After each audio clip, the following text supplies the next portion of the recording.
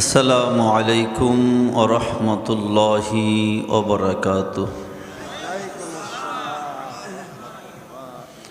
সবাই ভালো আছেন? জি আলহামদুলিল্লাহ, আল্লাহ ভালো রেখেছেন। ইন্নাল হামদালিল্লাহ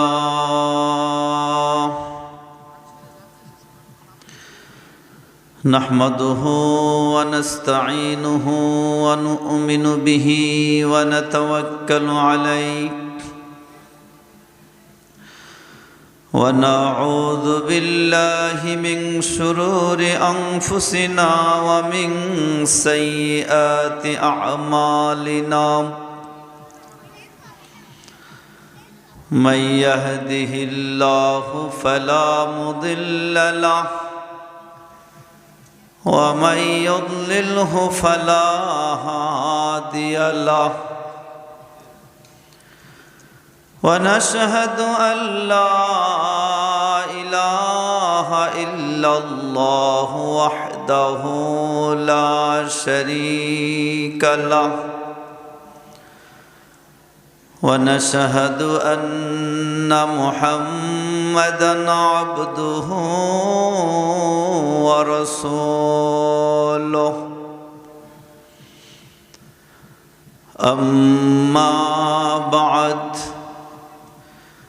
فقد قال الله تعالى في كلامه المجيد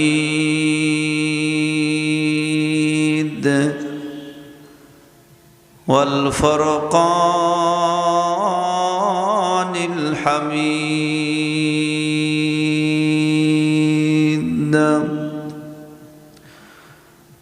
মোহাব্বতের সাথে আমার সাথে সাথে পড়ুন আউযু বিল্লাহি মিনাশ শাইতানির রাজীম। বিসমিল্লাহির রহমানির রহিম।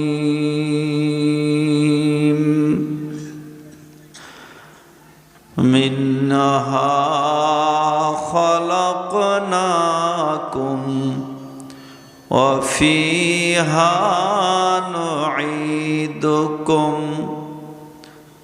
ومنها نخرجكم تارة أخرى صدق الله مولانا العظيم. اللهم صل على سيدنا ونبينا وشفيعنا وحبيبنا ومولانا محمد صلى الله عليه وعلى آله وأصحابه وبارك وسلم। মোহাব্বতের সাথে একটু জিকির করি লা ইলাহা ইল্লাল্লাহ।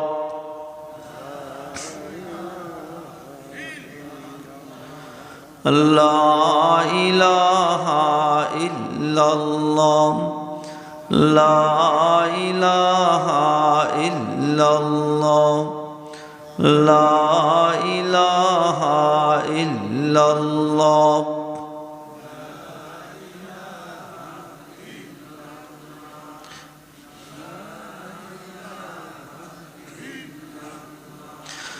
লা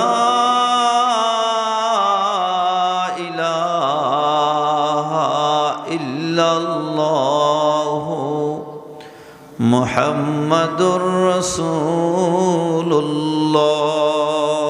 সাল্লাল্লাহু। মুআসসাস মুকাররম ওয়াজিবুল ইহতিরাম বালুধম গোরস্থান দারুল হেদায়েত মডেল মাদ্রাসা ও যুব সমাজের উদ্যোগে আয়োজিত ষষ্ঠ বার্ষিক পবিত্র ওয়াজ মাহফিলের সম্মানিত সভাপতি জনাব আব্দুল জলিল মোল্লা সাহেব এতক্ষণ পর্যন্ত অত্যন্ত গুরুত্বপূর্ণ আলোচনা করছিলেন। জনাব হাফেজ মাওলানা সোলাইমান ফারুকি সাহেব, ধর্মীয় আলোচক, বিটিভি ও বৈশাখী টেলিভিশন। আরও ওয়াজ করেছেন জনাব হাফেজ মাওলানা আব্দুল আউয়াল সাহেব।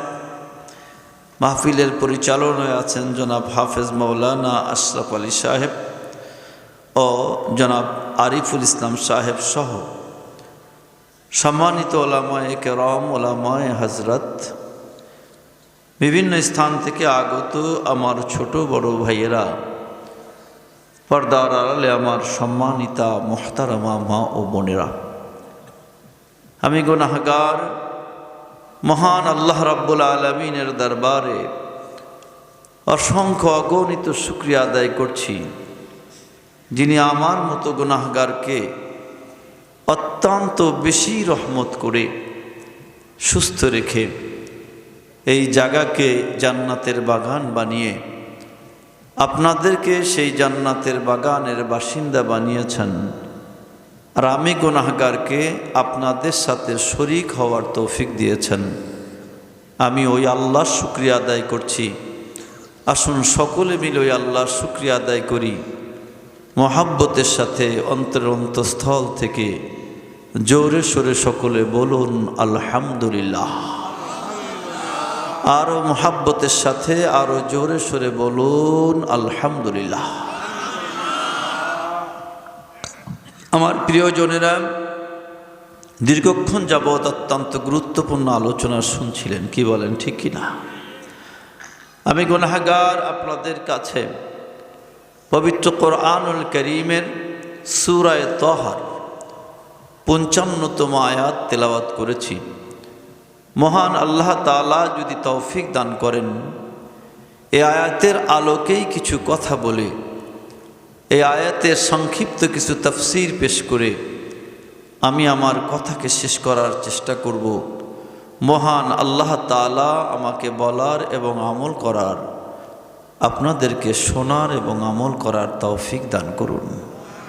আরও জোরে সোরে বলুন, আরও মহাব্বতের সাথে বলুন। প্রিয়জনেরা, যে আয়াতখানি তেলাওয়াত করেছি, এই আয়াত আমাদের অনেকের কাছেই অত্যন্ত সুপরিচিত। বিশেষ করে এই গোরস্থানের কাছে আসলেই এই আয়াতটা আমাদের মনে পড়ে এবং এখানে এসে আমরা এটা পড়ি। আমরা অনেকে এটাকে কোরআনুল কারীমের আয়াত মনে করি না, এটাকে আমরা মানুষ মাটি দেওয়ার দোয়া মনে করি, কি তাই কি না? তাই না? কবরে মাটি দেওয়ার সময় কয় মুষ্টি মাটি দিতে হয়? কথা বলতে হবে, কয় মুষ্টি দেওয়ার সময় কিছু আমরা বলি, কি বলি? এইটা প্রথমটায় কি বলি আমরা? বলেন হুজুর ওটাও তো জানি না। আমার আগে সোলাইমান ফারুকি সাহেব ওয়াজ করছিলেন, আমি গাড়িতে শুনছিলাম, একটা কথা বলছিলেন যে দোয়ায় কুনুতের মধ্যে কি বলেন তা কি আপনি জানেন? তা আমি আমার ড্রাইভারকে বললাম, আরে আমাদের অধিকাংশ মানুষ তো নামাজই পড়ে না, তারা জানবে কিভাবে? কি বলেন, ঠিক কি না? ঘটনা কিন্তু এমনটাই, অর্থ তো জানি না, আরে নামাজই তো পড়ি না। ছোট্টকালে আমার মনে আছে মাওলানা হাবিবুর রহমান যুক্তিবাদী সাহেব চমৎকার ওয়াজ করতেন। তিনজন মানুষ ওয়াজে বিখ্যাত তখন ছিলেন আমরা যখন ছোট। একজন আল্লামা দেলোয়ার হোসেন সাঈদী সাহেব রহমতুল্লাহ আলাইহি, আর একজন হাবিবুর রহমান যুক্তিবাদী সাহেব, আর একজন আব্দুল হক আব্বাসী সাহেব রহমতুল্লাহ। কি বলেন, ঠিক কিনা? আমার একটা ওয়াজ মনে আছে হাবিবুর রহমান যুক্তিবাদী সাহেব করেছিলেন যে দুই হুজুর এক বাড়িতে গিয়েছে, যে বলছে গন্ডগোল লাগাইছে যে দাঁড়াতে হবে না বসতে হবে, এই নিয়ে গন্ডগোল লাগিয়েছে। জিজ্ঞেস করছে, এই তুমি এদিকে আসো, তুমি কোন পক্ষে? আমি তো নামাজই পড়ি না। এরকম একটা কি একটা কথা যেন ছিল।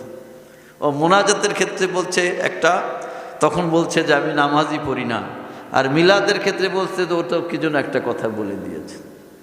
যাই হোক, এই যে বিষয়, আমরা মূল দল্লিন আর জল্লিনে, কারণ আমি তো নামাজই পড়ি না। যাই হোক প্রিয়জনেরা, আমাদের অবস্থা যদি এমন হয় তাহলে কি দাঁড়াবে? এই জায়গাটায় কি আসতে হবে আমাদের? কি বলেন, আসতে হবে? কার কার আসতে হবে না একটু হাত তুলে দেখাতে পারেন? হ্যাঁ, ওই একজনের আসতে হবে না, মানে ভুল বুঝছে ভাই। আসতে হবে সকলকে। কি বল, আসতে হবে কি হবে না? আসতে হবেই, কি ঠিক না? আমার যুবক ভাইরা, আমার বিরুদ্ধবাদীরা, আমার পর্দার মা ও বোনেরা, খুব ভালো করে বোঝার চেষ্টা করুন। এই যে দোয়া পড়ছি আমরা, এখানে আসতে হবে না এমন কেউ আমাদের নাই। হয়তো এই গোরস্থানে অথবা আর এক গোরস্থানে যদি আমরা কখনো নাও যাই, বাঘেও যদি খেয়ে ফেলে, বাঘের কবরই হলো আমার, বাঘের পেটই আমার কবর হয়ে যাবে। বাঘও একদিন মারা যাবে, আমিও একদিন সেই মারা অবস্থায় তার শরীরের মাংস অবস্থায় মাটির সাথে মিশে যাব, ঠিক না? পৃথিবীতে কেউ বাঁচে নাই, আপনিও বাঁচবেন না। প্রিয়জনেরা, এই মৌলিক তিনটা কথাই আমরা তিন মুষ্টি মাটি দেওয়ার সময় বলি, অথচ অর্থ জানি না। তিন মুষ্টি মাটি দেওয়ার সময় যে কথাগুলো বলা হয়, এটা কোনো মানুষের বানানো কথা নয়।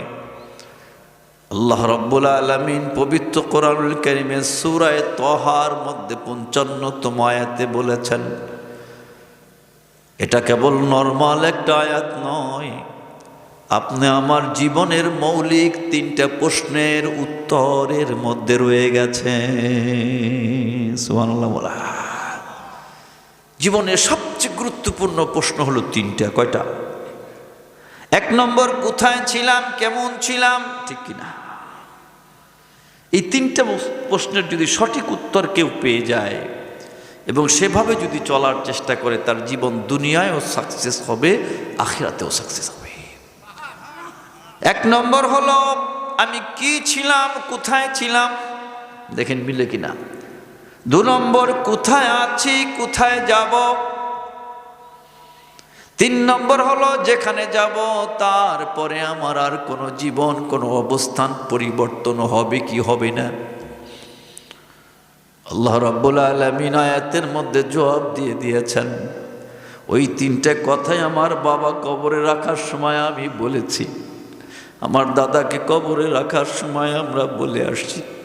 প্রিয়জনেরা, আপনি আমার সন্তানরা যখন আপনি আমাকে কবরের মধ্যে রাখবে, তখন ওই তিনটে প্রশ্নের জবাবওয়ালা তিনটে কথা আমাদের বলে আসবে, অথচ এটা আমরা কেউ অর্থ জানছি না। মনে রাখতে হবে, এই তিনটা প্রশ্নের উত্তর যতটা দরকার মৃত্যু ব্যক্তির, তার চেয়ে কোটি কোটি কোটি গুণ বেশি দরকার আমাদের জীবিত ব্যক্তিদের। কারণ হলো ওই যে কবরের মধ্যে, এই পাশে এই কবরের মধ্যে আপনার বাবা, আমার বাবা, আপনি আমাদের বাবা মা, আত্মীয় স্বজন শুয়ে আছেন। হাদিস শরীফ প্রমাণ করে, আল্লাহর নেককার বান্দারা কবরের মধ্যেও আল্লাহর তাসবিহ তাহলিল করেন, জিকির আজকার করেন, জান্নাতের পরিবেশ নিয়ে সেখানে থাকেন, এমনকি নামাজ পড়েন। কিয়ামতে ইসরাফিল আলাইহিস সালাতু ওয়াস সালাম সিংহায় ফুৎকার দেওয়ার আগ পর্যন্ত কবরের মধ্যে তারা জান্নাতি নিয়ামত ভোগ করবেন আর আনন্দ চিত্তে আল্লাহর তাসবিহ তাহলিল নামাজ রোজাই নামাজ করতে থাকবেন। কিন্তু একটা বাস্তবতা হলো, এই কোটি কোটি রক্ত নামাজও যদি সে পড়ে, হাজার হাজার কোটি কোটি তাসবিহ তাহলিলও যদি পড়ে, তার আমল নামায় একটা সামান্যতম সওয়াবও যুক্ত হবে না। তাতে কোনো উপকার তার হবে। পক্ষান্তরে আপনি আমরা যারা কবরে যাই নাই, একবার যদি সুবহানাল্লাহ পড়ি, আল্লাহর হাবিব বলেন সাথে সাথে তার ওই সুবহানাল্লাহ আপনি আমার মিজানের পাল্লাকে ভারী করে দেবে, সুবহানাল্লাহ পূর্ণ করে দেবে। তাহলে এই যে আল্লাহ বলছেন মিনহা খালাকনাকুম, ও বান্দা কিভাবে তুমি আমাকে ভুলে যাও, কিভাবে তুমি অহংকারী হও বান্দা। একটা বার কি তুমি চিন্তা করে দেখেছ এই মাটি থেকে তো আমি তোমাকে তৈরি করেছি। দ্বিতীয়বার যেটা বলছে আল্লাহ বলছেন অফিহা নুঈদুকুম, বান্দারে এই মাটির মধ্যেই আবার আমি তোমাকে নিয়ে আসব। 3 নম্বর বলেছেন অমিনহা নুখরিজুকুম তারাতান উখরা, ও বান্দা তুমি ভুলে যেও না এই মাটি থেকেই কিন্তু একদিন আমি আল্লাহ তোমারে উঠাবো। এটা জেনে আমার বাবা মায়ের কি কোনো লাভ আছে যারা মৃত্যুবরণ করেছে? কিন্তু আপনি আমি যদি চিন্তা করি, হায় আল্লাহ আপনি তো আমাকে মাটি থেকে তৈরি করেছেন, আলহামদুলিল্লাহ আমি তো মাটি ছিলাম, আল্লাহ রাব্বুল আলামিন মাটি থেকে আমাকে তৈরি করেছেন, কোন আল্লাহকে ভুলে আছি? আল্লাহু আকবার। যুবকরা, ও বৃদ্ধ বাবা, ও মা, ও বোন, আমি গুনাহগার, আপনাদের দুটো হাতে ধরে বলি, দুটো পায়ে ধরে বলি, একটু বুঝার চেষ্টা করুন। আলেম ওলামা কত বলে যাচ্ছেন, বুঝায় যাচ্ছেন, অথচ মনের মধ্যে বুঝ তৈরি হচ্ছে না। যেদিন বুঝতে পারবেন সেদিন কিন্তু কিছুই করার থাকবে না। জন্য আমি গুনাহগার, হাতে ধরে বলছি, পায়ে ধরে বলি, আমার জন্য দোয়া করবেন যেন আমি বুঝে শুনে চলতে পারি। আপনাদেরও হাতে পায়ে ধরে বলি, আসুন না একটু এটা বুঝে শুনে চলার চেষ্টা করব। রাজি আছি ইনশাআল্লাহ? রাজি আছি? কে কে রাজি আছি? 2 হাত তুলে আল্লাহকে দেখাতে পারে যে নারায়ে তাকবীর, আরো জোরে লিল্লাহি তাকবীর, লিল্লাহি তাকবীর। আল্লাহ তাআলা আমাদেরকে কবুল করুন, জ্বলব না আমি। যদি বুঝে শুনে না চলি তাহলে আল্লাহর কি কোনো ক্ষতি আছে? রসুলের পাকের কি কোনো ক্ষতি হবে? ক্ষতি হবে কার? ক্ষতি হবে আল্লাহ রাব্বুল আলামিন রহমানুর রহিম বারবার আমাদেরকে জন্য স্মরণ করিয়ে দিয়েছেন। যুগে যুগে অসংখ্য নবী রসুল পাঠিয়েছেন, সর্বশেষে আখিরি যুগে আল্লাহ রাব্বুল আলামিন মুহাম্মদুর রাসূলুল্লাহ সাল্লাল্লাহু আলাইহি ওয়াসাল্লামকে পাঠিয়েছেন।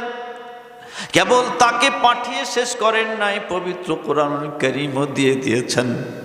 এখানে বারবার এজন্য বলে দিয়েছেন, বান্দারে দুনিয়ার চিন্তায় এসে তুমি দুনিয়ার চাকচিক্য দেখে নিজেকে হারিয়ে ফেলো না, তোমার আসল ঠিকানার কথা তুমি হারায় ফেলো না।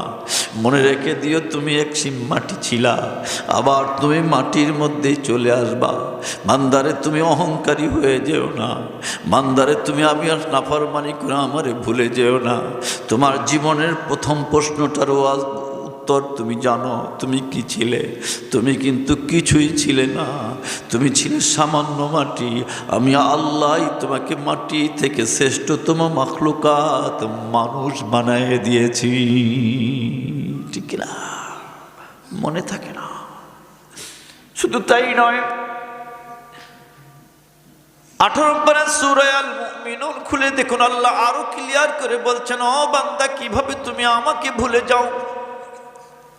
ওয়ালাকাদ খালাকনাল ইনসানা মিন সুলালাতিন মিন তিন। আল্লাহু আকবার।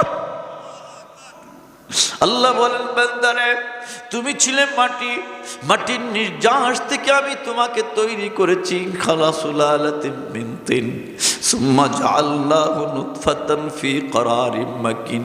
কত মাটি তো পৃথিবীতে পড়ে আছে, ওই মাটি থেকে আমি তোমাকে শুক্র কীট করে তোমার মায়ের মধ্যে বাবার মধ্যে রেখে দিয়েছিলাম। ওখানে যদি ওভাবে রেখে দিতাম তাও কিন্তু বান্দা তুমি দুনিয়ার বুকে আসতে পারতে না। শুধু ওখান থেকে তাকে আমি সুম্মা খালাকনান নুতফাতা আলাকাতান, 3 নম্বর পদ্ধতি আমি তোমাকে আলাকা রক্তপিণ্ড বানিয়েছিলাম।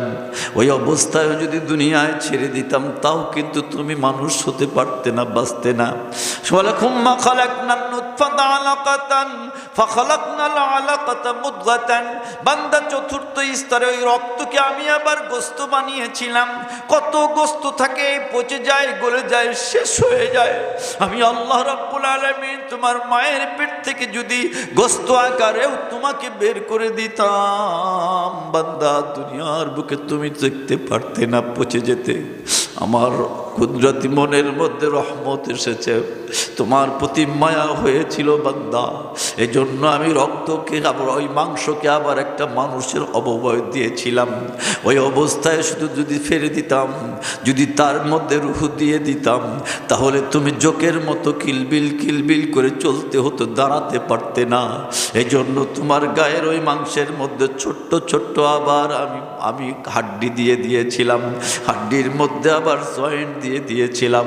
হাড্ডি জয়েন্ট দিয়ে যদি গোস্ত এমনি দিয়ে দিতাম, আমি যদি তোমার গায়ের উপরে চামড়া না দিয়ে দিতাম, ফিনকি দিয়ে রক্ত বের হতো বান্দা, মশা পড়তো, মাছি পড়তো।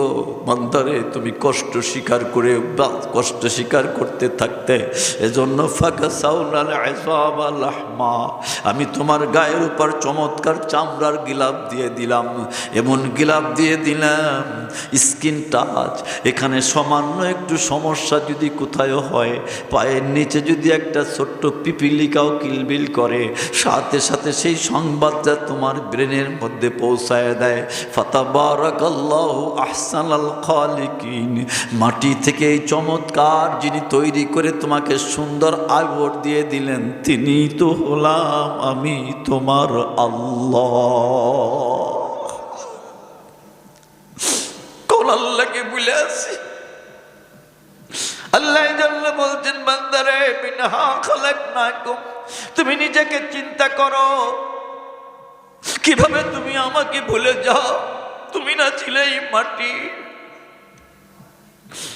ওই মাটি থেকে এত চমৎকার করে তৈরি করেছি। এখানে তো কেউ ছিল না, কোনো ডাক্তার ছিল না, কোনো কবিরাজ ছিল না, কোনো প্রেসিডেন্ট ছিল না, কোনো হুজুর ছিল না, কেউ ছিল না। ছিলাম তো আমি একমাত্র আল্লাহ। আল্লাহ।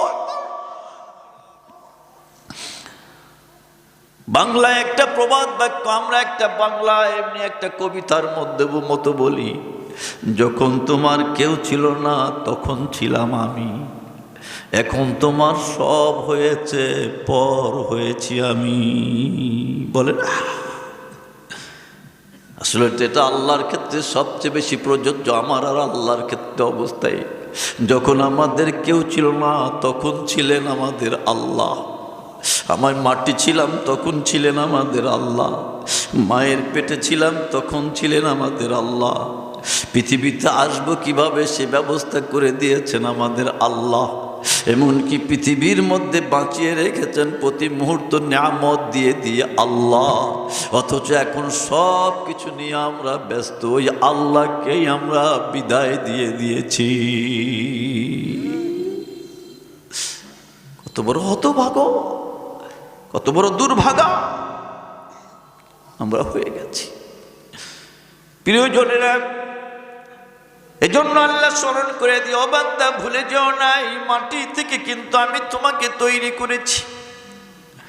বলবেন হুজুর তৈরি করেছেন তাতে কি হয়েছেন? শেষ হয়ে গেছে। এজন্য আল্লাহ পরবর্তীতে আবার বলে দিয়েছেন, বান্দারে এখানেই কিন্তু শেষ নয়। আর যা ইচ্ছা তাই করছো, আমাকে ফেলে দিচ্ছ, ভুলে যাচ্ছ, কিন্তু একটা কথা মনে রেখো, অফিহা নুঈদুকুম, আবার কিন্তু বান্দা আমি তোমাকে এই মাটির মধ্যেই ফিরায় নিয়ে আসবো। যেভাবে তোমার বাবাকে নিয়ে আসছি, তোমার মাকে নিয়ে আসছি, তোমার দাদাকে, তোমার দাদি, আত্মীয় স্বজনদেরকে নিয়ে আসছি, বান্দা একদিন তোমাকেও আমি ফিরায় নিয়ে আসবো। দ্বিতীয় মসজিদেই বলি অফিহা নুঈদুকুম, আল্লাহ বলছেন বান্দা তোমাকে ফিরায় নিয়ে আসবো। আসলে বাবা মাকে মাটি দেওয়ার সময় বলছি আল্লাহর কথা, আমাদের স্মরণ করার দরকার। আমার বাবাকে ফিরায় নিয়ে আসছেন, আমার দাদা দাদি মা বাবাকে ফিরায় নিয়ে আসছেন, কবে যেন আমাকেও আমার আল্লাহ ফিরায় নিয়ে আসে। ঠিক না? মনে থাকে? আমাদের কি মনে থাকে? থাকে না, কিন্তু মনে রাখতেই হবে। কেন? যদি এ পর্যন্তই শেষ হয়ে যেত প্রিয়জনেরা, যে মাটি থেকে তৈরি হয়েছি, মাটির মধ্যেই আবার ফিরিয়ে চলে আসছি, তাতে তো বেঁচে যেতাম। কিন্তু আল্লাহ বলেন সবচেয়ে মারাত্মক হলো 3 নম্বর স্তর, ওমিনহা নুখরিজুকুম তারাতান উখরা। আল্লাহ বলছেন বান্দারে ভুলে যেও না, আমি আল্লাহ কিন্তু এই মাটি থেকে আবার একদিন তোমারে উঠাবো। কেন উঠাবো? সেদিন তোমারে পুঙ্খানু জাররা জাররা করে হিসাব তোমাকে দিতে হবে। শয়তান আমাদের মনে রাখতে দেয় না, ভুলে গেলে চলবে না।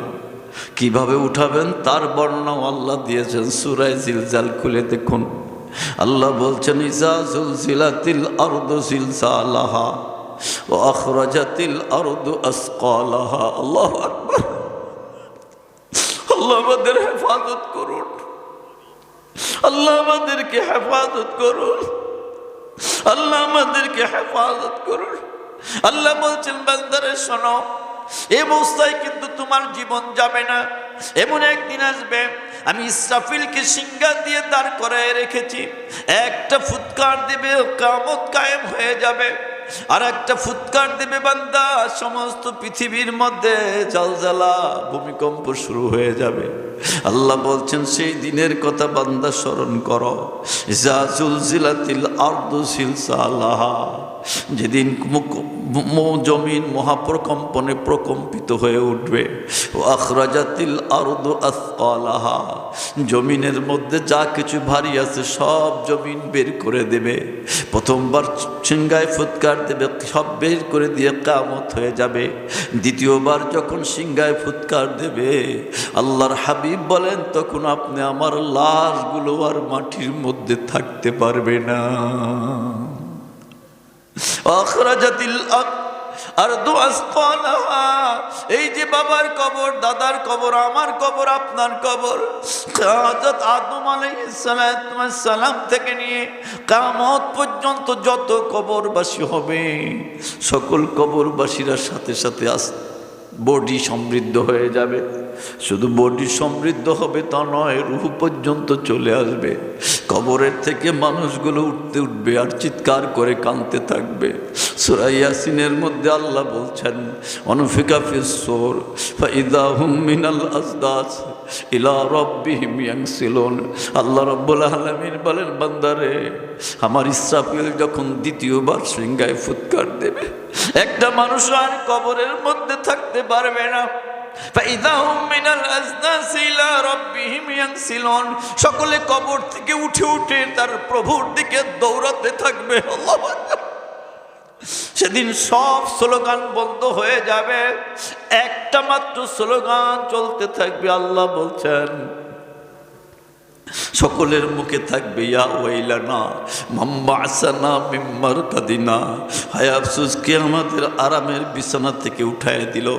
একমাত্র মুহাম্মদুর রাসূলুল্লাহ সাল্লাল্লাহু আলাইহি ওয়াসাল্লাম উম্মতি উম্মতি বলবেন। আর বাকি যা এমনকি নবীরা পর্যন্ত প্রথম দিকে নফসি নফসি নফসি, আমার কি হবে, আমার কি হবে, হায় আফসোস আমার কবর থেকে কে উঠায় দিল, এই বলে চিৎকার করে কাঁদতে থাকবে। সব স্লোগান বন্ধ। ইয়া ওয়াইলানা মান বা'সানা মিন মারকাদিনা, হায় আফসোস কে আমার কবর থেকে উঠালো। প্রিয়জনের একটা জিনিস খুব ভালো করে ভাবুন, যে লোকের কবরের মধ্যে জান্নাতের শান্তি ছিল তার আফসোসটা তো ঠিক আছে, যে আরামে ছিলাম, কে আমাকে কবর থেকে উঠায় বিপদে ফেলে দিল। কিন্তু আয়াত শরীফ প্রমাণ করে কেবল জান্নাতি মানুষ নয়, নেককার মানুষ নয়, যার কবরের মধ্যে জাহান্নামের আগুন দাউ দাউ করে জ্বলছিল, ওই ব্যক্তিও বলবে কে আমাকে আরামের কবর থেকে উঠায় দিল। কেন? তার কবরের মধ্যে তো দাউ দাউ করে আগুন জ্বলছিল, তার কবরের মধ্যে তো ফেরেশতারা গুর্জু মারছিল, তার কবরের মধ্যে তো দুই পাশের মাটি এমনভাবে তাকে চাপ দিচ্ছিল যে এক পাশের পাঁজরের হাড় আর এক পাশের হাড়ের সাথে লেগে যাচ্ছিল। তারপরেও তিনি কেন আফসোস করবে? মুফাসসিরিনে কেরাম বলছেন এর কারণ হলো কবরে যত কষ্ট হোক না কেন, হাসরের ময়দানের কষ্ট তার চেয়ে অসংখ্য গুণ বেশি হবে। যুবক আমার প্রিয় ভাইয়েরা, ও মা ও বোন, মনকে একটু জিজ্ঞাসা করিন, মন রে, ওই আযাব কি সইতে পারবা? আজকে তো যা ইচ্ছা তাই করে যাচ্ছি। আমি নিজের থেকে বলছি না, নিজে বললে ভুল হতে পারত। আল্লাহ নিজে বলেছেন সন্দেহের কোনো কারণ কি আছে? এগুলো হবেই হবে, এর মধ্যে কোনো সন্দেহ? বলছিলাম সূরা জিলজালের মধ্যে আল্লাহ আরো স্পষ্ট করে বলছেন, ওয়া আখরাজাতিল আরদু আসকালাহা, জমিন তার মধ্য থেকে সব তার ভারী বস্তু লাশগুলো তুলে দেবে। লাশগুলো চিৎকার করে কানবে আর বলবে, ওয়াকালাল ইনসানু মা লাহা, জমিনের কি হলো? জমিন তুমি আমাকে বের করে দিচ্ছ কেন? তোমার উপরে তো মহাপ্রকম্পন চলছে, মহাবিপদ তোমার মধ্যে চলছে। এতদিন তুমি আমাকে ঢেকে রাখলে, আর এখন কেন তুমি আমাকে বের করে দিচ্ছ? সব জমিনের তখন জবাব খুলে যাবে। আল্লাহ বলছেন, ওয়াকালাল ইনসানু মা লাহা ইয়াউমা ইযিন তুহাদ্দিসু আখবারাহা, সেদিন জমিন তার খবর বলতে থাকবে। জমিন ডেকে ডেকে বলবে, ও আল্লাহর বান্দা, তোমরা আল্লাহর নাফরমানি করেছ, আমি আল্লাহর নাফরমানি করি না, আমি তোমার প্রভুর নাফরমানি করি না। এতদিন পর্যন্ত তোমার প্রভু তোমাকে ঢেকে রাখতে বলেছিলেন, তাই আমি তোমাকে ঢেকে রেখেছিলাম। এখন তোমাকে বের করে দিতে বলেছেন, তাই আমি তোমাকে বের করে দিলাম। আল্লাহু আকবার। প্রিয়জনেরা, মানুষ কাঁদবে আর বলবে, জমিন একটু ফাঁকা হও, আমি তোমার মধ্যে পালায়া থাকি, দেখি বাঁচা যায় কিনা। জমিন বলবে, না, আমি নাফরমানি করব না, আমি তোমাকে আমার ভিতরে ঢুকতে দিব না। প্রিয়জনেরা, একটু ভেবে দেখুন, এই মাটিও সেদিন আমাদের গ্রহণ করবে না। আল্লাহ বলছেন, ইয়াউমাইযিন ইয়াসদুরুন নাস আশতাতাল লিউরাউ আমালাহুম। আল্লাহ তাআলা বলছেন, সেদিন মানুষগুলো দলে দলে বিভক্তি হয়ে দলবদ্ধ হয়ে হতে থাকবে। কেন? মানুষ একা একা চলে, যখন মানুষ বিপদে পড়ে যায় তখন সে আস্তে আস্তে দলবদ্ধ হতে থাকে, দেখি বিপদ থেকে দলবদ্ধভাবে বাঁচা যায় কিনা। আল্লাহ রাব্বুল আলামিন বলেন, ইয়াউমাইযিন ইয়াসদুরুন নাস আশতাতাল লিউরাউ আমালাহুম, বান্দারা দলবদ্ধ হয়ে দৌড়াতে থাকবে, বুঝতে পারবে আজকে আমল ছাড়া কোনো গতি নাই, আজকে আমল ছাড়া কোনো উপায় নাই। নবী বলেছিলেন নেক আমল করার জন্য, কিতাবের মধ্যে এসেছিল নেক আমল করার জন্য। আল্লাহর নেককার বান্দারা ওয়াজ নসিহতে বলেছিলেন নেক আমল করার জন্য। সেদিন গুরুত্ব দেই নাই, আজকে গুরুত্ব না দিয়ে কোনো উপায় নাই। যাই আমার আমলনামা খুঁজে পাওয়া যায় কিনা।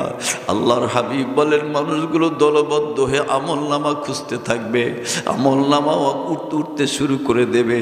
যারা আল্লাহর নেককার বান্দা হবে, আমলনামা উঠতে উঠতে নেককার বান্দার ডান হাতের মধ্যে এসে পড়বে।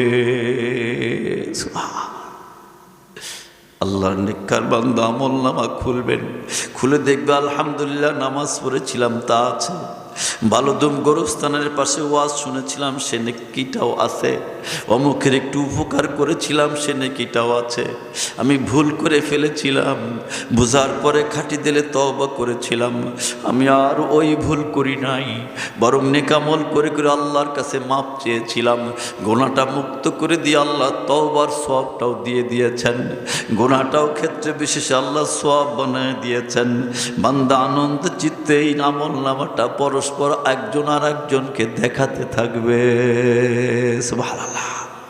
প্রিয়জনেরা, কিন্তু যে ব্যক্তি আল্লাহর নাফরমান বান্দা হবে, আল্লাহ না করুক আপনি আমার মধ্যে কোনো বান্দা যদি আল্লাহর নাফরমানি করি, আল্লাহর হুকুম মতো জীবন না চালাই, আল্লাহর পথে জীবন না চালাই, নিজের যদি রাসূলের পাকের তরিকায় নিয়ে জীবন না চালাই, তাহলে আমাদের গুনার আমলনামা ভারী ভারী হয়ে যাবে, ডান হাতে আর আমলনামা পাওয়া যাবে না। রাসূল পাক সাল্লাল্লাহু আলাইহি ওয়াসাল্লামের হাদিস শরীফ প্রমাণ করে বদকার মানুষের আমলনামা ডান হাতে নয় বাম হাতে দিবেন। নরমাল বাম হাতে দিলেও তো বেঁচে যাওয়া যেত, কিন্তু হাদিস শরীফ প্রমাণ করে বুক তাজা মানুষের বুকটাকে একদম ছিঁড়ে ফেলে দেওয়া হবে, ফেরে ফেলা হবে। সামান্য একটু মাথার আঙ্গুল যদি সামান্য একটু বেলেটের কারণে কেটে যায় তাও কত ব্যথা করে। একটু ভেবে দেখুন, যদি আপনি আমার বক্ষটাকে একদম বিদীর্ণ করে ফেলা হয় তাহলে কত কষ্ট হবে। বুকটাকে ফিরে বাম হাতটাকে ভিতর দিয়ে ঢুকায়া পিছনের দিকে হাত বের করে দেওয়া হবে। আবদকারের আমলনামা ওই হাতের উপরে এসে পড়বে। আমলনামা পিছনের দিকে সামনের দিকে চোখ দেখা যায় না, কিভাবে পড়বে? ফেরেশতারা এসে ঘাড়টাকে এমনভাবে মটকানি দেবে, একটা মটকানিতে ঘাড় ভেঙে পিছনের দিকে ফিরে যাবে। একটু ভেবে দেখুন, যদি বালিশে শুতে একটু কষ্ট হয়, তাই ঘাড় এমন ব্যথা হয় ঘোরানো যায় না, বডি সহ ঘুরে। আর ওই হাসরের ময়দানে আল্লাহ না করুক আপনি আমার কারো ঘাটটা যদি এভাবে ভেঙে ঘুরায় দেওয়া হয়, সহ্য কি করা যাবে? এখানেই শেষ নয়, ওইটা দেখবে ভার্গ অবস্থায়, তারপরে আমলনামা দেখবে আমি যত গুনাহ করেছিলাম সবই তো আছে, অমুককে গালি দিয়েছিলাম তাও আছে, নামাজটা পড়েছিলাম না তাও আছে, আলেম ওলামাকে খারাপ বলেছিলাম তাও আছে, রোজা রাখি নাই তাও তো আছে, ওই অমুক খারাপ কাজ করেছি তাও তো আছে। বান্দা এবার চিৎকার দিয়ে কানবে আর বলবে, আল্লাহ গো মা লিহাদাল কিতাব লা ইউগাদিরু সাগীরাতান ওয়ালা কাবীরাতান ইল্লা আহসাহা। আল্লাহ এটা কেমন কিতাব যার মধ্যে ভালো ছোট বড় কোনো কিছুকেই ছেড়ে দেওয়া হয় না। এখানেই শেষ নয়, আয়াতের শেষে আল্লাহ বলে দিচ্ছেন, ফামান ইয়ামাল মিসকালা যাররাতিন খায়রান ইয়ারা ওয়া মান ইয়ামাল মিসকালা যাররাতিন শাররান ইয়ারা। ও বান্দা, এখানেই কিন্তু শেষ হবে না।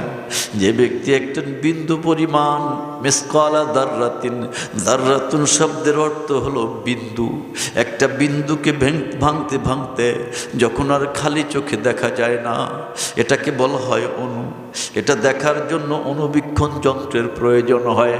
আল্লাহ বলছেন, ফামান ইয়ামাল মিসকালা যাররাতিন খায়রান ইয়ারা। যে ব্যক্তি অণু পরিমাণ একটু নেকামল করবে, হাসরের ময়দানে আল্লাহ তাআলা সে নেকামলটাও তাকে দেখায়া দিবে।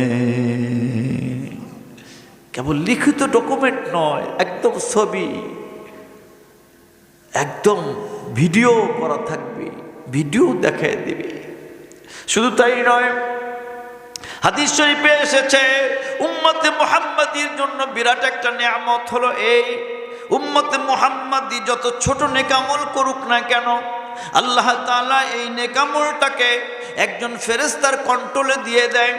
ওই ফেরেশতা নেকামলটাকে প্রতিপালন করতে থাকে। আল্লাহর হাবিব উদাহরণ দিয়ে বলে, গাভীর মালিক গাভীর বাচ্চাকে যেভাবে প্রতিপালন করতে করতে আস্তে আস্তে বড় গাভীতে পরিণত করে, ছোট্ট নেকামলটাকে আল্লাহর ফেরেশতা প্রতিপালন করতে করতে এটাকে একদম বড় উহুদ পাহাড়ের চেয়ে বড় বানায়া হাসরের ময়দানে উম্মতে মুহাম্মাদির তার নেকামলের খাতায় দিয়ে দিবে। এই জন্য নেকামল যত ছোট হোক না কেন সেটা ছাড়তে চেষ্টা করতে হয়, ধরে রাখার জন্য। পক্ষান্তরে বলছিলাম, আল্লাহ বলেন, ওমান ইয়ামাল মিসকালা যাররাতিন শাররান ইয়ারা। ও বান্দা, কিভাবে আল্লাহ বলেন, তুমি যদি ছোট্ট একদম একটা খারাপ কাজও করো, সে খারাপ কাজটা যদি এত সূক্ষ্ম হয় যে খালি চোখে দেখা যায় না বান্দা, সেটাও কিন্তু হাসরের ময়দানে তোমাকে দেখায়া দিব। তোমার আল্লাহ তোমাকে দেখায়া দিবে।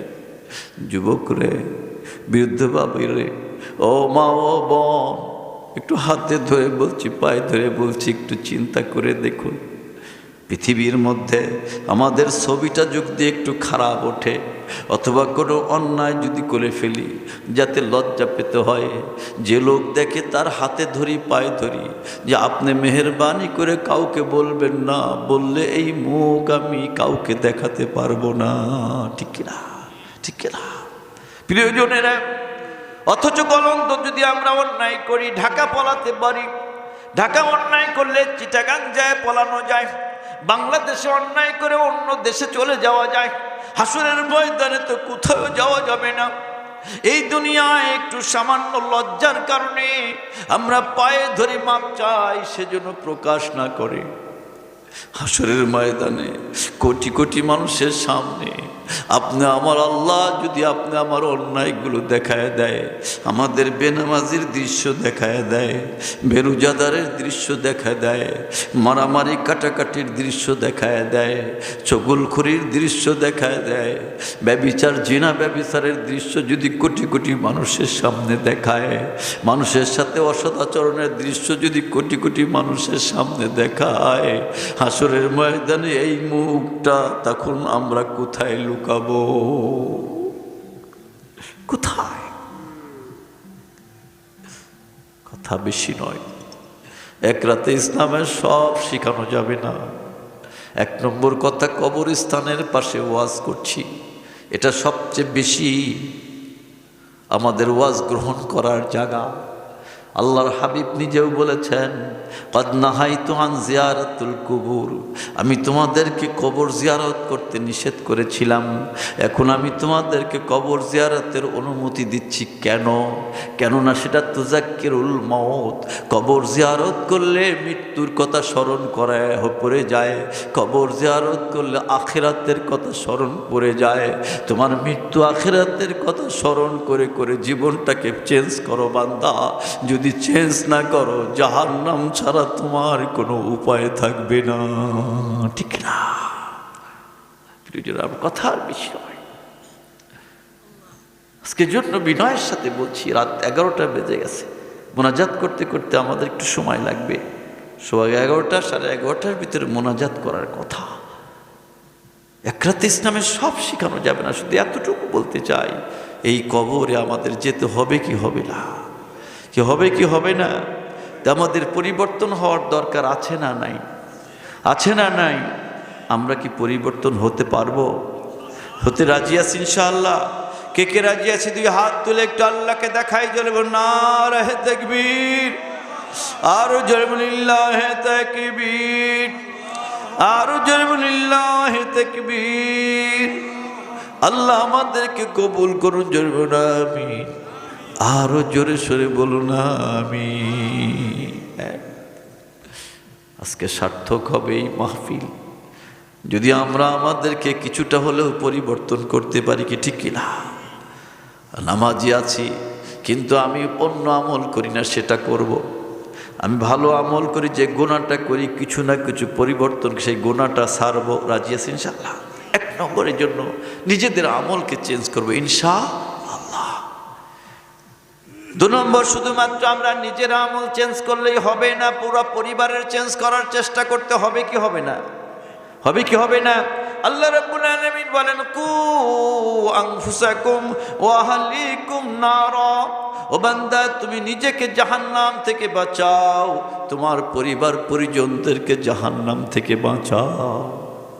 আমার প্রিয়জনেরা, আমাদের মধ্যে অনেক মানুষ হয়ে থাকবে, পৃথিবীতে অনেক মানুষ আছে এবং থাকবে যারা নেকামল ভালো করবে, আল্লাহর পছন্দনীয় নেকামল করবে, কিন্তু সন্তান সন্ততিকে আল্লাহওয়ালা না বানানোর কারণে, আল্লাহর পথ নির্দেশনা না দেওয়ার কারণে সন্তানের সাথে জাহান্নামী হবে।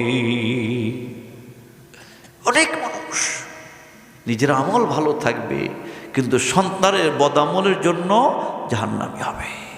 হাদিস শরীফ খুলো।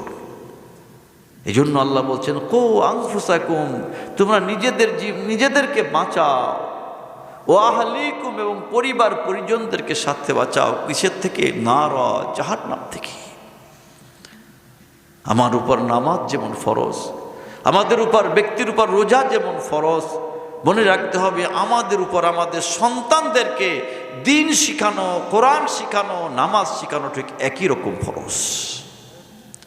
অথচ আমরা সেখান থেকে দূরে আছি। অনেকেই আছি না নাই? কেবল আছি না নাই? অনেকেই আছি যারা নিয়মিত নামাজ পড়ি কিন্তু সন্তানদেরকে বলি না। আছে না নাই? আছে না নাই? আজকের থেকে ইনশাআল্লাহ চেষ্টা করবো আমার ছেলে, আমার মেয়ে, আমার নাতি প্রত্যেকেই যেন নামাজি হয়। এখানে মাদ্রাসার ওয়াজে আসছি এজন্য বলছি না, আপনি মাদ্রাসার আশপাশের হন আর না হন, সন্তান হলো আল্লাহর পক্ষ থেকে আমানত। সন্তান কি? আল্লাহর পক্ষ থেকে আমানত। আমাদের দায়িত্ব আমানতকে সংরক্ষণ করা, তাকে ভালো আদব শেখানো, ভালো ইলম শিক্ষা দেওয়া, কিন্তু আমরা করি না। হাদিস শরীফে এসেছে হাসরের ময়দান যেদিন শুরু হয়ে যাবে, কিছু কিছু মানুষ থাকবে যাদের নেক আমল ভালো, সন্তানদেরকে আল্লাহর পথে চলতে বলেন নাই, দিন শিখান নাই, কোরআন শিখান নাই, নামাজ কালাম কিভাবে আল্লাহ রাজি খুশি হবেন তা শিখান নাই। সন্তানদেরকে যখন হাজির করবে, সন্তানরা অভিযোগ করবে, প্রভুরে আমার বাবা মা তো নেকামল করেছে, আমাদের তো নেকামল শিখায় নাই, তাই করতে পারি নাই। আল্লাহ বলছেন তাহা জাহান্নামে চলে যাও। সন্তান বলবে বাবা মা শিখায় নাই, দুনিয়ার এত কিছু শিখালো, কিন্তু আখিরাতে আমার কিভাবে প্রতিপালন, আমি আপনাকে কিভাবে পাবো তা শিখান নাই। তারা নেকামল করে জান্নাতে যাবে আর আমি বদামল করে জাহান্নামে যাব, হতে পারে না। বাবা মাকে দেন, আমরা বাবা মা সহ জাহান্নামে যাব। আল্লাহর হাবিব সাল্লাল্লাহু আলাইহি ওয়াসাল্লাম বলেন এই সন্তানকে বাবা মা সহ জাহান্নামে দেওয়া হবে। এই জন্য আর একটা আবেদন করলাম, এই জন্য আমাদের ছেলে আমাদের মেয়ে যেন প্রত্যেকেই কোরআন শিখতে পারে সেই চেষ্টা করবো। রাজি আছি ইনশাআল্লাহ? রাজি আছি ইনশাআল্লাহ? কে কে রাজি আছি? হাত তুলে আল্লাহকে দেখাতে পারে যে নারায়ে তাকবীর, লিল্লাহে তাকবীর। আল্লাহ আমাদের কবুল করুক, জরুরি না আমিন। শুধু কোরআন শেখা নয়, নামাজ, আমাদের ছেলে মেয়ে বিবি বাচ্চাদের নামাজি বানাবেন। সর্বশেষ এই কথাটা বলেই শেষ করব, মোনাজাত করব ইনশাআল্লাহ। সেটা হলো এই যে আমরা আমাদের প্রত্যেকেই তো নামাজি হব ইনশাআল্লাহ, আমরা প্রত্যেক দিন শিখাবো, কিন্তু আল্লাহ এই যে চলবো আল্লাহর পথে, আমরা মনে করি না চললে আখিরাতেই কেবল ক্ষতি, দুনিয়ায় কোনো ক্ষতি নাই। আসলে কি আল্লাহর পথে না চললে দুনিয়ায় কোনো ক্ষতি আছে না নাই? আছে না নাই? একটা বিশ্বাস নিয়ে যেতে হবে, দুনিয়াতেও কোনোদিন আমরা লাভবান হতে পারবো। আল্লাহর পথে চললে আখিরাতেও লাভ, দুনিয়াতেও লাভ। আল্লাহর পথে না চললে আখিরাতেও ক্ষতি, দুনিয়াতেও ক্ষতি। এই বিশ্বাসটা নিয়ে চলবো। আল্লাহর কসম করে বলি, আল্লাহর পথে না চললে সেই লোক পৃথিবীতে কোনো দিন শান্তি আসতে পারে না, আসবেও না। প্রত্যেকটা জায়গায় আমার আগে বাবা মায়ের কথা বলছেন না কথা? বাবা মায়ের খেদমতের কথা বলছেন। আচ্ছা, নেশা এটা যদি কেউ খায় আমার আল্লাহর ক্ষতি আছে? বান্দার ক্ষতি। ক্ষতি কি আখিরাতে না দুনিয়াতে? দুনিয়াতে না, আখিরাতে তো আছেই। আল্লাহ কি নেশা খেতে বলছেন না নিষেধ করেছেন? আল্লাহর নিষেধ মেনে যদি নেশা থেকে মুক্ত থাকি তাহলে আখিরাতেও জাহান্নাম থেকে বাঁচা যাবে, দুনিয়াও ক্ষতি থেকে বাঁচা যাবে। কি বলেন, ঠিক কি না? আপনি দুনিয়ার যে কোনো জায়গায় এই যে মারামারি, কাটাকাটি, পরশ্রী কাতরতা, এগুলো জায়েজ না হারাম? জায়েজ না হারাম? হারাম।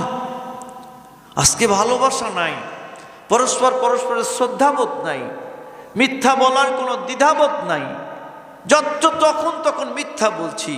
আর মোবাইল এটা যেন মিথ্যা বলারই আর একটা বাক্স বানায় ফেলছি আমরা। মোবাইলকে দোষ দিচ্ছি না, দোষ হলো আমাদের। দেখা যায় আছে ফরিদপুর, বলে দিচ্ছে আমি তো গরন্দ আছি। আছে না নাই?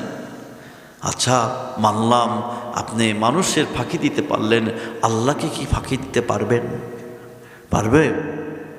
পারবো না কিন্তু আমরা। অথচ অহরহ হচ্ছে এগুলো, মানুষের ভিতরে ক্ষতি হয়ে যাচ্ছে, মানুষের বিভিন্ন ভালোবাসা না থাকার কারণে গণ্ডগোল লাগছে, মারামারি লাগছে, কেস বাড়ছে, বিভিন্ন রকম গণ্ডগোল বাড়ছে।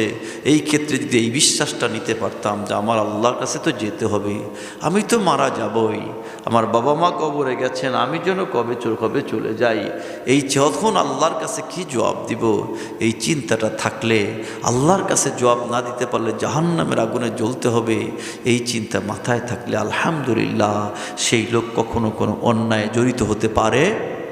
যদি কোনোভাবে হয়েও পড়ে, সাথে সাথে আবার মনে পড়লে তওবা করে ভুল হয়ে গেছে, মাপ চাই। এই লোকের দ্বারা মানুষ ক্ষতিগ্রস্ত দূরের কথা, কোনো প্রাণীও ক্ষতিগ্রস্ত হয় না। কোনো প্রাণীও ক্ষতিগ্রস্ত, ও চিন্তা করে আল্লাহ এই প্রাণীটাকে মারবো, অনাহত মারবো, আল্লাহর কাছে কি জবাব দিব, কি জবাব দিব। ওমর রাদিয়াল্লাহু তাআলা খলিফাতুল মুসলিমিন, তিনি বলছেন যে ফুরাতের পারে একটা কুকুরও যদি না খেয়ে মারা যায়, তাহলে আমি ওমরের কাছে কি জবাবটা দিব। আল্লাহু আকবার। আপনারা অনেকেই ওমর ফারুক কবিতা পড়েছেন। মনের কি চেঞ্জ, আল্লাহ ভীতি থাকলে কি হয়, ভালোবাসা তেমন হয় যে নিজে চাউলের বোঝা মাথায় করে নিয়ে যাচ্ছেন, রাতে ঘুরে ঘুরে দেখেছেন একটা বাড়ি খাবার নাই, কাঁদছে, তিনি এসে বাইতুল মাল থেকে মাথা বুঝাই করে নিয়ে যাচ্ছেন, অন্যরা বলছেন দেন আগায় দেই। কি জবাব দিয়েছেন? জবাব দিলেন, তুমি কি আমার গোনার ভার তুমি নিবা? আমার অবহেলার কারণে অথবা আমার খোঁজখবর নেওয়ার অভাবের কারণে আল্লাহর এক বান্দা এক বান্দি কষ্ট করছে, আমি আল্লাহর কাছে কি জবাব দেব? আমারই প্রায়শ্চিত্ত করতে দাও, আমি মাথায় করে নিয়ে দিয়ে আসি। কখন সম্ভব? যখন আল্লাহর ভয় থাকে। কি বলেন, ঠিক কিনা? তাই না কথা? এই জন্য আল্লাহর ভয় বড়, এই জন্য তাকওয়া দরকার, পরহেজগারি দরকার। আর সমাজের মধ্যে তাকওয়া পরহেজগারির অভাবেই যত গণ্ডগোল।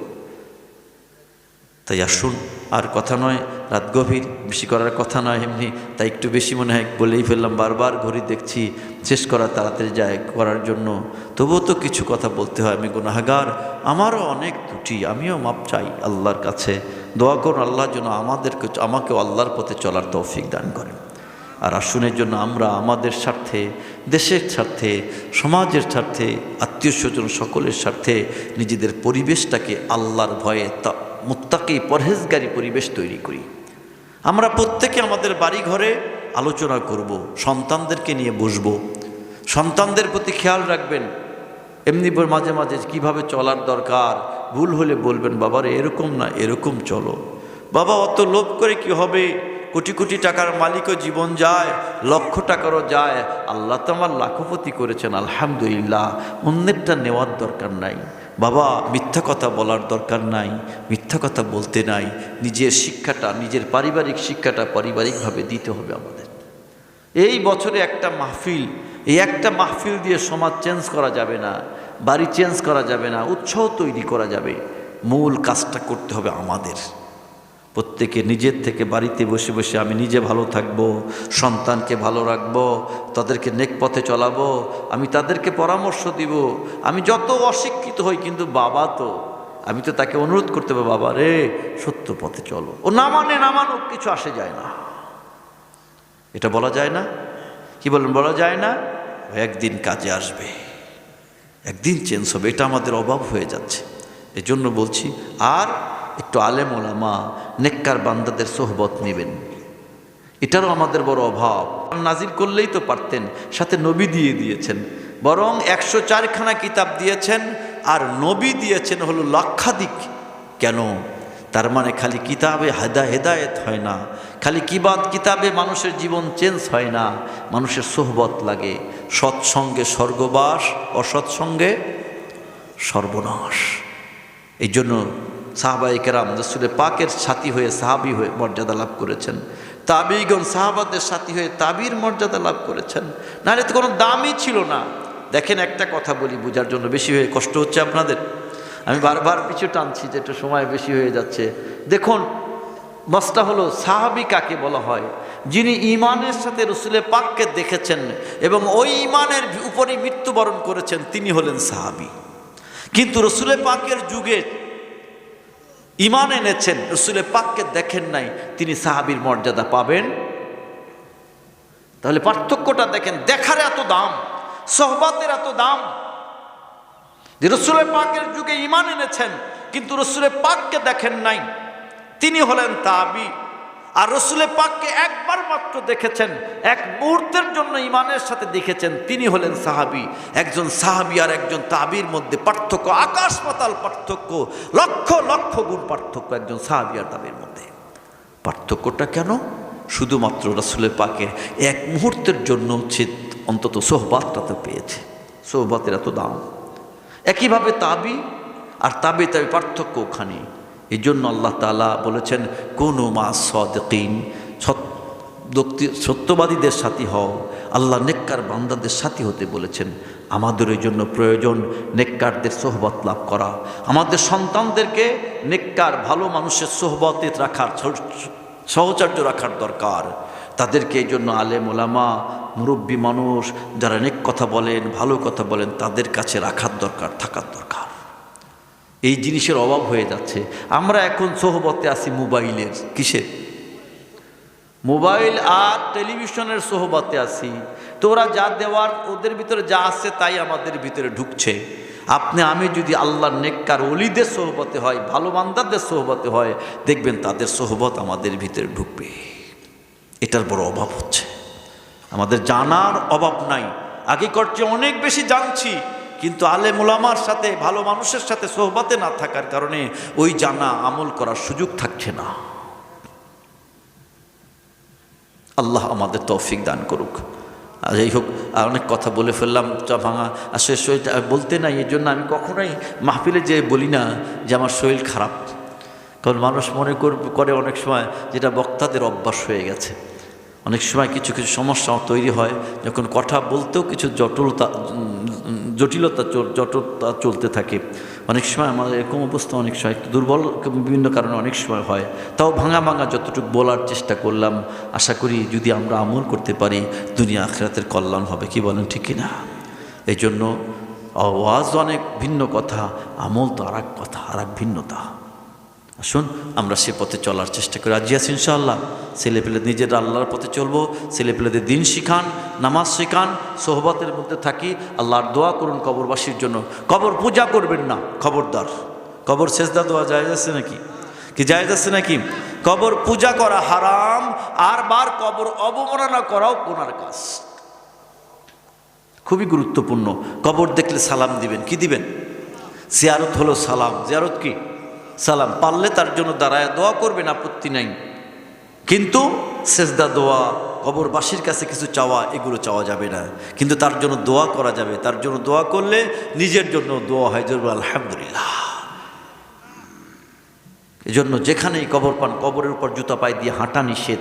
কবরের উপরে কি বলে, ওই যে করে পেশাব করা, পায়খানা করা, পশু পাখি চড়ানো, এগুলো নিষেধ। এগুলো যেমন নিষেধ, কবরের মর্যাদা এতটুকু দিতে হবে। আবার তাই বলে কবরকে পূজা করা যাবে না। প্রত্যেকটা ইসলাম এমন সীমাবদ্ধ চমৎকার চমৎকার বিধান দিয়ে দিয়েছেন যে আমাদের দুনিয়ার কল্যাণ, আখিরাতেও কল্যাণ। এই জন্য কবরের সেই পবিত্রতা রক্ষা করবেন, আবার তাদের জন্য দোয়াও করবেন, নিজেদের জন্য দোয়া করবেন। আল্লাহ আমাদের সকলকে কবুল করে জরবেন, আমিন। আরও জরবেন, আমিন। এখনই দোয়া হবে ইনশাআল্লাহ। আমি গুনাহগার, তওবা করছি, আমার সাথে তওবা করুন। আল্লাহ আমাদের সকলকে কবুল করে জরবেন, আমিন। আর ভান্ডারিয়ার মাহফিল আগামী প্রতি ফাল্গুন মাসের দ্বিতীয় বুধ, বৃহস্পতি এবং শুক্রবার হয়। সেই হিসাবে এবার বাংলায় 13, 14, 15 ফাল্গুন, ইংরেজি 26, 27, 28 ফেব্রুয়ারি। তবে এবার 28 ফেব্রুয়ারি দিবাগত রাতে আর মাহফিল হবে না। আর 28 ফেব্রুয়ারি শুক্রবার জুমার নামাজের সাথে সাথে আখিরি মোনাজাত হয়ে যাবে, কারণ রমজান খুব কাছে। এজন্য আমরা এবার আগায় নিয়ে এসেছি, দিনেই মোনাজাত করে ছেড়ে দেব। দূর দূরান্তরে মানুষ আসে ভান্ডারিয়ার মাহফিল। আলহামদুলিল্লাহ, দিনেও ওয়াজ নসিহত চলে এবং দিনে আমল আখলাকের তালিম হয়, আর একটা রুটিন মাফিক চলে। রাতে তাহাজ্জুদের সময় তাহাজ্জুদ, জিকিরের সময় জিকির, নামাজের সময় নামাজ, আবার টাইম মতন খাবার ব্যবস্থাও মাহফিলের পক্ষ থেকে 3 দিন নয়ক্ত খাবার ব্যবস্থাও আছে। আপনাদের দাওয়াত দিয়ে যাচ্ছি, আপনারা যাওয়ার চেষ্টা করে আল্লাহ কবুল করে দেবেন। আমি দোয়া করি। ওহো, আর একটা কথা আমি ভুলে গেছিলাম, এই মাহফিল হওয়াতে আপনার খুশি না বেজার? কি খুশি না বেজার? আলহামদুলিল্লাহ, আমরা খুশি, কবরবাসী খুশি, সকলেই খুশি, চলবে আলহামদুলিল্লাহ। আমরা এই কবরবাসীর সওয়াবের নিয়তে ওয়াজ কবর সওয়াব রেসনে হবে ইনশাআল্লাহ। এই নিয়তে একবার সূরা ফাতিহা, 3 বার সূরা ইখলাস, একবার দুরূদ শরীফ পড়ি। বিসমিল্লাহির রহমানির রহিম। ইয়াকা না'বুদু ওয়া ইয়াকা নাস্তাঈন, সিরাতাল মুস্তাকিম। قل هو الله أحد الله الصمد لم يلد ولم يولد ولم يكن له كفوا أحد.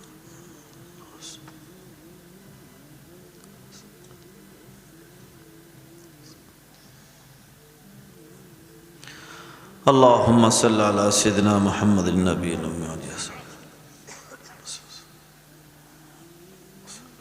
ও আমার কাছে কয়েকটা বই আছে, 2টা বই আছে এখানে। একটা হলো নাজাতের পথ, তার মানে এখানে আসলে কিভাবে আল্লাহর পথে চলার কেন প্রয়োজন, এই বিষয়টাই একটু আলোচনা করা হয়েছে। আর একটা আছে প্রাথমিক ওজিফা, ফজিলত ও গুরুত্ব, নামাজের পরে কি কি ওজিফা করার প্রয়োজন, বিশেষ করে সকাল সন্ধ্যায় কি কি ওজিফা করলে আল্লাহ খুশি হন, রসুল পাক সাল্লাল্লাহু আলাইহি ওয়াসাল্লাম করেছেন, সাহাবায়ে কেরাম করেছেন, কি কি ওজিফা করলে কি কি আল্লাহ খুশি হন এবং বালা মুসিবত থেকে হেফাজতে থাকা যায়, জিন ভূতের থেকে হেফাজতে থাকা যায়, এসব বিষয় নিয়েই এখানে আলোচনা করা আছে। যদি কেউ নিতে চান ইনশাআল্লাহ নিয়ে যেতে পারেন, আল্লাহ কবুল করে। জোরে বলুন আমিন, আরও জোরে সরে বলুন আমিন। ইনশাআল্লাহ এখনই দোয়া হচ্ছে, সকলে যার সম্ভব একটু নামাজের সূরাতে বসুন। যাদের পক্ষে সম্ভব নামাজের সূরাতে বসে মনকে নরম করে আমার সাথে পড়ুন, আউযু বিল্লাহি মিনাশ শাইতানির রাজিম, বিসমিল্লাহির রহমানির রহিম। আয় আল্লাহ তাআলা,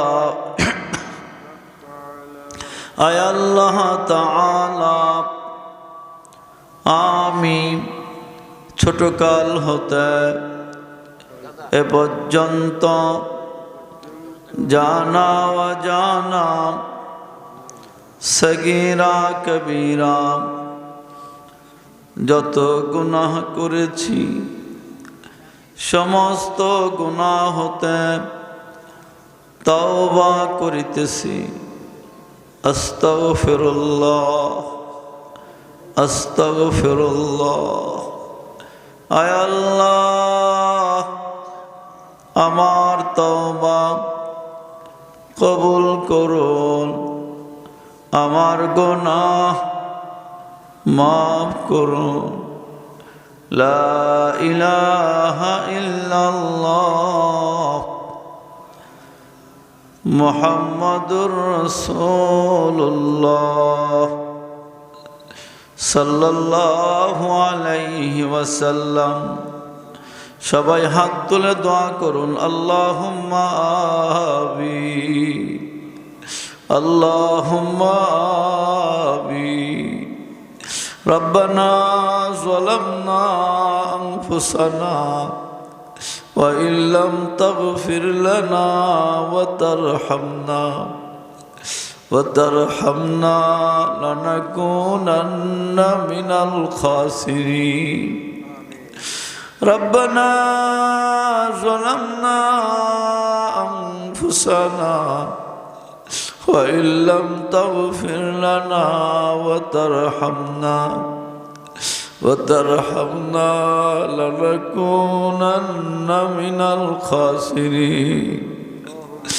ইয়া আল্লাহ, ইয়া রহমান, আপনার রহমতি কুদরতি নজর দ্বারা দেখুন আল্লাহ, আমরা আপনার নেককার সালেহ বান্দা নই আল্লাহ, আমরা আপনার কতিপয় গুনাহগার বান্দা আল্লাহ। মামুন গুনার বোঝা মাথায় নিয়ে আপনার দরবারে ভিক্ষুকের মতো হাত পেতে বসে আছি। মেহরবানি করে আপনি আমাদের চিরজীবনের গুনারাজিকে মাফ করে দিন। আল্লাহ, আপনি যদি আমাদের মাফ না করেন আমরা চিরতরে ধ্বংস হয়ে যাব। আল্লাহ, আল্লাহ আমাদের ধ্বংস থেকে বাঁচান। আল্লাহ আমাদের জাহান্নাম থেকে বাঁচান। রব্বানা যালামনা আনফুসানা ওয়া ইল্লাম তাগফির লানা ওয়া তারহামনা লানাকুনান্না মিনাল খাসিরিন। আল্লাহ, আমাদের জন্য জাহান্নাম চিরতরে হারাম করে দিন। আমাদের জন্য জান্নাতুল ফেরদাউসের ফয়সালা করে দিন। আল্লাহ, শয়তানের কাছে পরাজিত হয়ে গুনাহ করে ফেলেছি, নফসের কাছে পরাজিত হয়ে গুনাহ করে ফেলেছি। আল্লাহ, গুনার কথা মনে করে আপনার কাছে মাপ চাচ্ছি। আপনি আমাদের খালি হাতে ফেরত দিবেন না। আল্লাহ, আমাদের আব্বা আমাদের মাফ করে দিন। আল্লাহ, কত মোহাব্বত করতো আমাদের বাবা আমাদের মা, এখন কবরে কি অবস্থায় আছে জানি না। তাদের কবরকে আপনি জান্নাতের বাগান বানায়।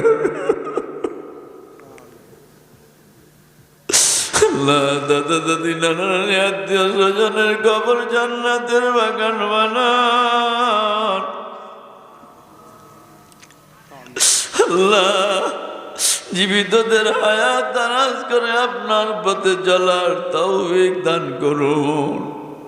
আল্লাহ, আমাদের দুরূদ ও সালাম রাসূল পাকের রওজা মুবারকে হাদিয়া স্বরূপ পৌঁছায় আনি।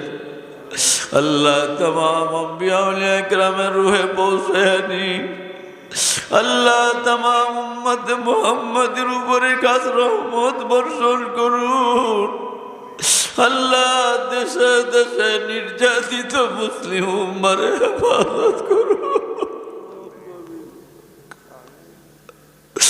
আল্লাহ, বিভ্রান্ত মুসলিম উম্মার হেদায়েত করুন। আল্লাহ, আমাদের দেশের উপরে খাস রহমত বর্ষণ করুন। আল্লাহ, আমাদের দেশটাকে ফিতনা ফাসাদ বালা মুসিবত ষড়যন্ত্র থেকে বাঁচান। আল্লাহ, প্রিয় মাতৃভূমিকে ফিতনা ফাসাদ বালা মুসিবত ষড়যন্ত্র থেকে বাঁচান। আল্লাহ, জীবনের সকল পর্যায়ে আপনার পথে চলতে পারি সেই পরিবেশ আমাদের দান করুন। এই দেশে আপনি সেই পরিবেশ দান করুন। জীবনের সকল পর্যায়ে আপনার পথে চলতে পারি সেই পরিবেশ এই দেশে আপনি নসিব করুন। আল্লাহ, আমাদের জান মাল দিন ঈমান ইজ্জতের হেফাজত করুন। আল্লাহ, মনের নেক মাকসাদ পূর্ণ করে দিন। আল্লাহ, বদ মাকসাদ থাকলে ছেড়ে দেওয়ার তৌফিক দিন। আল্লাহ, যা বললাম যা শুনলাম আমলের তৌফিক দিন। আল্লাহ, যা বললাম যা শুনলাম আমলের তৌফিক দিন। আল্লাহর যেন আমরা বেনামাজি না হই। আল্লাহর যেন আমরা বেনামাজি না হই। আমাদের বিবি বাচ্চারা যেন বেনামাজি না হয়। আল্লাহ, আমরা যেন আর হারামকারী না হই। আল্লাহ, আমরা যেন আর হারাম ভক্ষণকারী না হই। আল্লাহ, আমরা যেন আপনার রাজি খুশি মতো চলনেওয়ালা হই সেই তৌফিক দান করো। আল্লাহ, আপনি আমাদের অনেক দিয়েছেন। আল্লাহ, আপনি এমন দাতা, আপনার দেওয়ার কোনো শেষ নাই। আমাদের দুনিয়া কেনাদের বরকত বাড়ায়া দিন আল্লাহ, সকলের দুনিয়া কেনাদের বরকত বাড়ায়া দিন আল্লাহ, যার যে সমস্যা আছে দূর করে দিন আল্লাহ। বাচ্চাদের আপনার রাজি খুশি মতো চলার তৌফিক দিন আল্লাহ। এই মসজিদ মাদ্রাসাকে আপনি কবুল করুন আল্লাহ। এই যুব সমাজকে আপনি কবুল করুন আল্লাহ। এই যুব সমাজকে আপনি কবুল করুন আল্লাহ। বিরুদ্ধবাসীদের কবুল করুন, আমার মা বোনদের কবুল করুন, আপনার দিনের জন্য সকলকে কবুল করুন। যার যার মনের ব্যথা, যার যার মনের কথা, যার যার মনের মুনাজাত আল্লাহকে বলুন, ইয়া আল্লাহ, ইয়া আল্লাহ, ইয়া আল্লাহ, ইয়া আল্লাহ,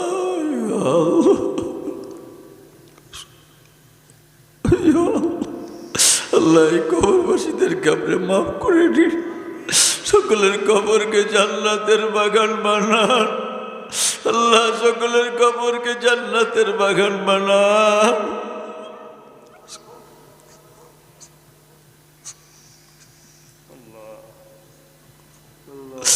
سبحان ربك رب العزة عما يصفون وسلام على المرسلين وسلام على المرسلين وسلام على المرسلين الحمد لله رب العالمين.